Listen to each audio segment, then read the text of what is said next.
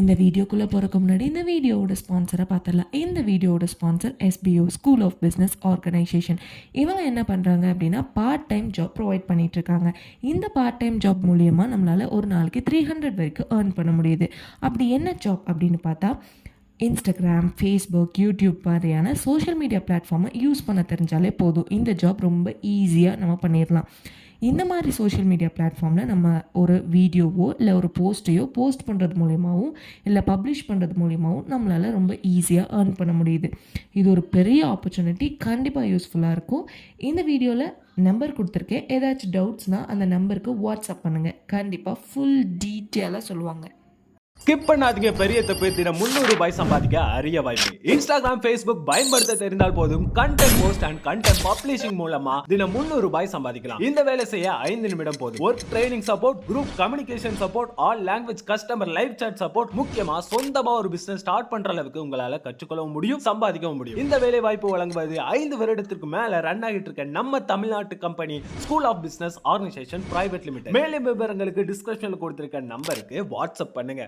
இந்த வீடியோவில் நம்ம இதை பற்றி பார்க்க போகிறோம் அப்படின்னா, பட்டாம்பூச்சி பட்டர்ஃப்ளை பற்றின சில இன்ட்ரெஸ்டிங் ஃபேக்ட்ஸால் தான் பார்க்க போகிறோம். ஃபர்ஸ்ட், அதோட வாழ்க்கை சுழற்சி.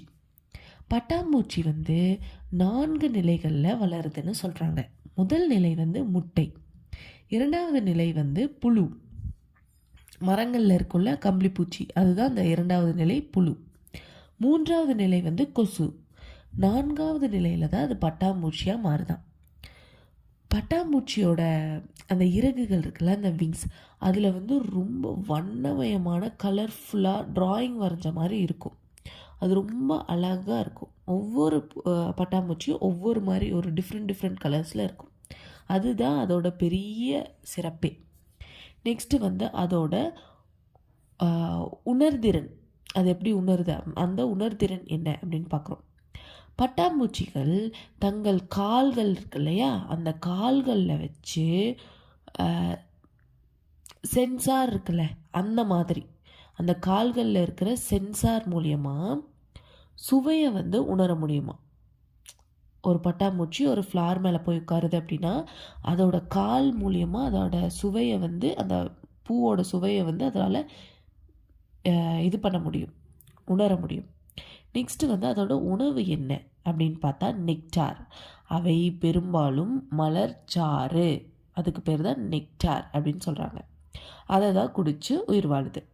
சில வகை பட்டாம்பூச்சிகள் மட்டும் பழச்சாறு, அதுக்கப்புறம் மரச்சாறு மற்றும் சில நேரங்களில் ஈரப்பதமுடைய ஏதாவது ஒன்று சாப்பிடும். ஸோ அது இந்த மாதிரி சாறுகள் எல்லாம் குடிச்சு தான் அது உயிர் வாழுது. இதை தான் உணவாக எடுத்துக்குது.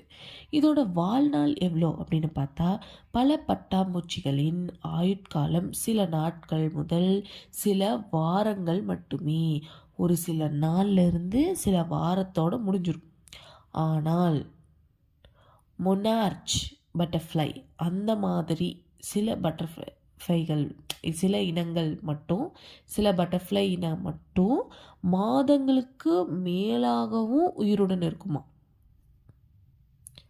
இதுதான் அதோட ஆயுட்காலம். நெக்ஸ்ட்டு அதோட பயணம் எப்படி இருக்குது அப்படின்னு பார்த்தா, இந்த மொனார்ச் பட்டர்ஃப்ளை இருக்கு இல்லையா, அது ஆயிரக்கணக்கான கிலோமீட்டர் தூரம் கூட இடம்பெயர்ந்து பயணம் போகுமா.